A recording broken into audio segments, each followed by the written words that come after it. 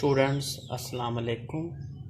आज हम chapter number 23 में से आपके सिलेबस के अकॉर्डिंग जो आपका लास्ट टॉपिक है वो डिस्कस करने जा रहे हैं और ये टॉपिक है genetic engineering of the plants.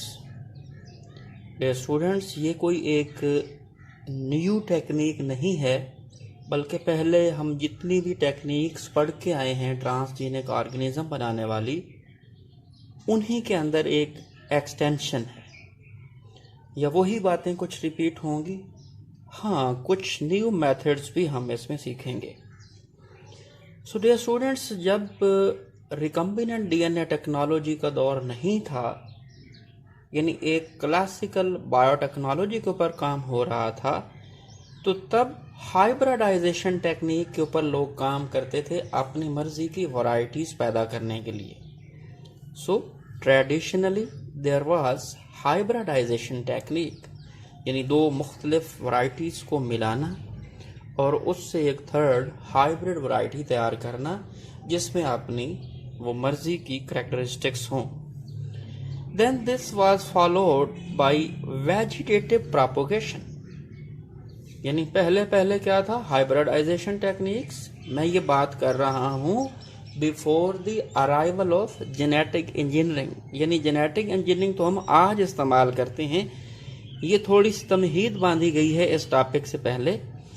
उसके बाद हाइब्रिडाइजेशन को किस चीज़ ने ओवरकम किया, वो है वेजिटेटिव प्रोपोगेशन। आप लोग जानते हैं कि प्लांट्स जो हैं उनका हर सेल जो होता है उसके बारे में कहा जाता है कि वो है टोटीपोटेंट सेल, यानी प्लांट के हर सेल में टोटल पोटेंशियल होता है कि वो वेजिटेटिवली क्या कर सकता है, प्रोपोगेट कर सकता है, उससे पूरा का पूरा प्लांट बनाया जा सकता है।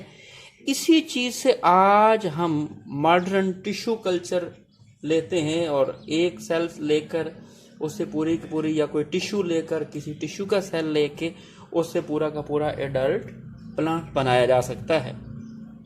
So traditionally hybridization followed by vegetative propagation, but today what we have a technology to form transgenic plants, और हमने ट्रांसजेनिक प्लांट्स को बनते और उनके प्रोडक्ट्स लेते देखा, पढ़ा और सुना।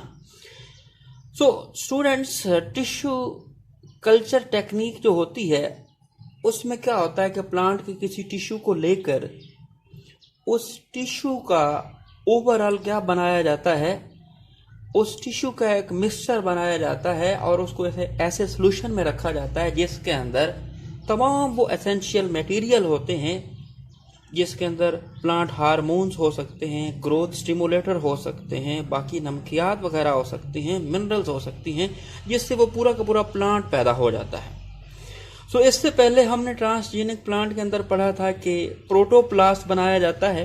प्लांट की सेल वाल को रिमूव करके प्लांट के सेल से सेल वाल को रिमूव करते हैं और जब रिमूव करके उसको हम प्रोटोप्लास्ट बना लेते हैं, तब हम कोई भी अपनी मर्जी का जीन उसके अंदर इंसर्ट कर सकते हैं। सो उस प्रोटोप्लास्ट को रखा जाता है टिश्यू कल्चर मीडियम के अंदर। The medium that contains all of the essential material for culturing of any plant tissue is called tissue culture medium. So students, अब टिश्यू कल्चर मीडियम में वो प्रोटोप्लास्ट भी रखा, उसके साथ फिर अपनी मर्जी का जो भी कोई डीएनए उसमें इंसर्ट करना है वो रखा और हाई वोल्टेज करंट के पल्सेस पास किए। स्टूडेंट्स, हम पहले ही पढ़ चुके हैं कि सेल को कॉम्पिटेंट बनाने के लिए कि वो बैरूनी डीएनए अपने अंदर ले जाए, उसको या साल्ट से ट्रीट किया जाता है या इलेक्ट्रिसिटी से ट्रीट किया जाता है।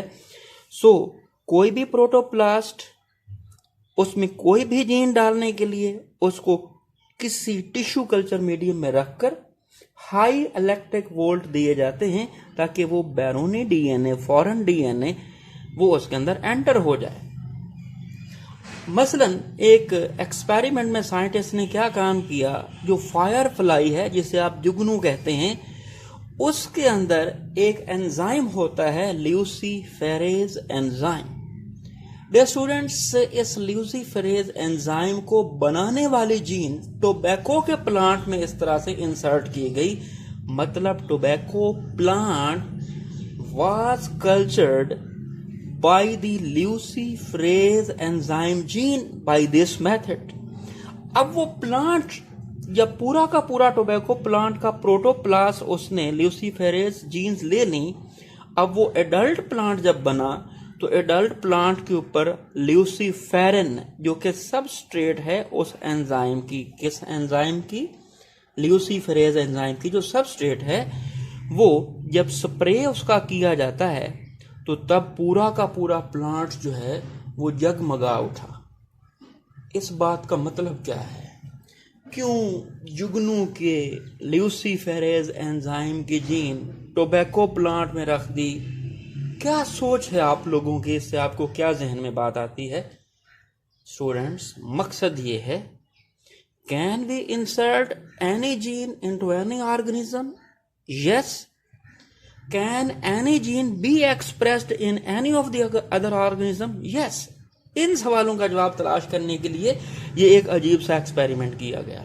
कहाँ फायरफ्लाई एक एनिमल है और उसका जीन वो लेके किस चीज में रखा? Into the protoplast of tobacco plant. अब एनिमल की जीन किस में रख रहे हो? प्लांट के अंदर। और फिर जब वो प्लांट एडल्ट होता है और उसके ऊपर स्प्रे किया जाता है ल्यूसीफेरिन सबस्ट्रेट का, तो पता चलता है कि जीन्स अपना एक्सप्रेशन भी देती हैं, वो पूरा प्लांट ग्लो करता है।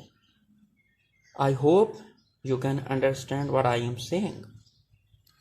But for the corn and wheat plant this technique is not applicable. यानी जो हमने इलेक्ट्रिक शॉक की बात की या जो प्रोटोप्लास्ट की बात की, अनफॉर्चुनेटली होता यह है students, corn and wheat protoplast will produce infertile plants, यानी वो फर्टाइल प्लांट पैदा नहीं करता उस टेक्निक के जरिए जो अभी हमने डिस्कस की।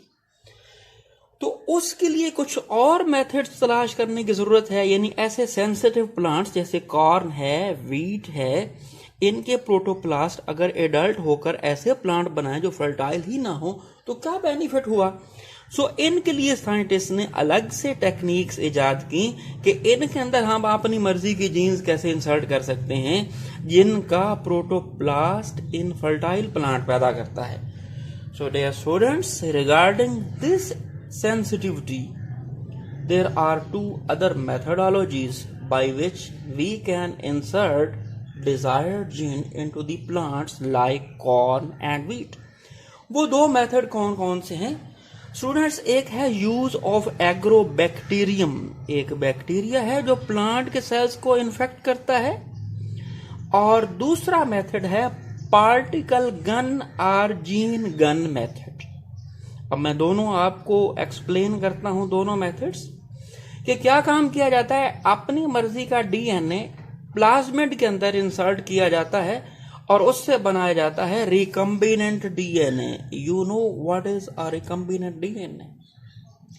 A DNA that is made up of different sources. एक तो देखे ना स्टूडेंट्स, प्लाज्मिड है जिसको एज ए वेक्टर इस्तेमाल करेंगे। अब उसके अंदर हम अपनी मर्जी का जब कोई जीन इंसर्ट करेंगे तो ये मिलकर क्या बनेगा? Recombinant DNA.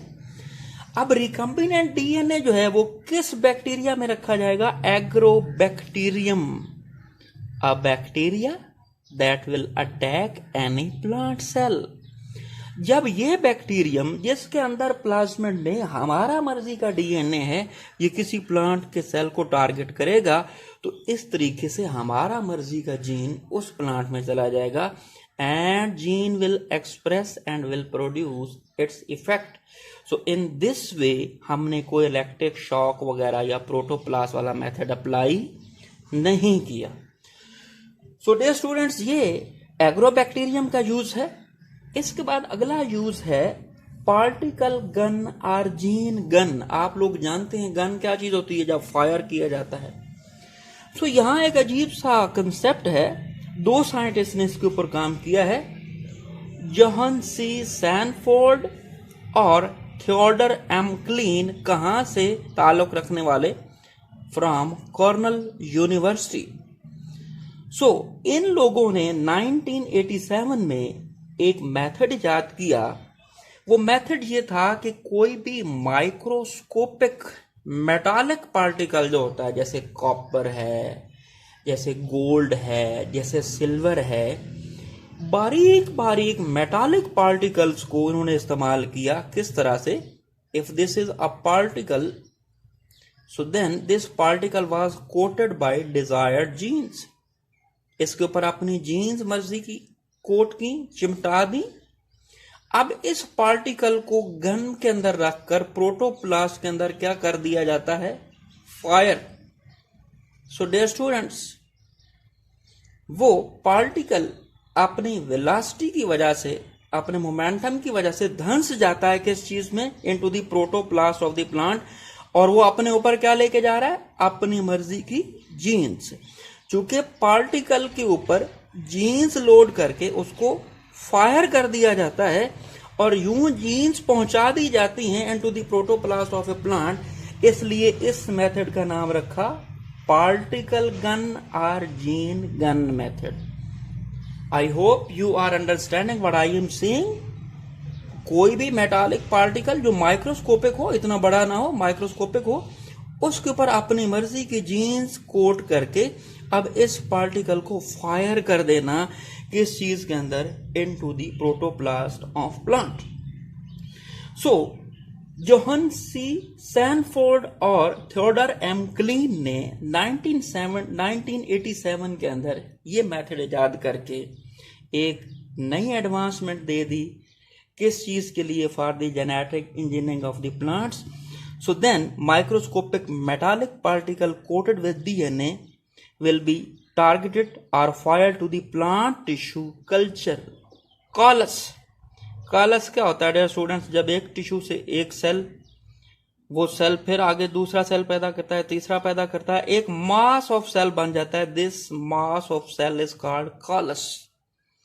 तो उस कॉलस को या उस प्रोटोप्लास्ट को या उसको सोमैटिक एम्ब्रियो का नाम भी दिया जाता है, जिसके अंदर हमने पार्टिकल के जरिए अपना जीन भेज दिया। वो सोमैटिक एम्ब्रियो बाद में क्या बन जाता है? Into adult plant. यानी वो किस में कन्वर्ट हो जाता है? एक एडल्ट प्लांट के अंदर। यानी फिर से अगर आपको मैं समरी बताऊं तो चूंकि वीट और कॉर्न के लिए ये टिश्यू कल्चर, इलेक्ट्रिसिटी मीडियम, ये वाला मेथड एप्लीकेबल नहीं था, क्योंकि इनसे क्या बनता था? Infertile plant.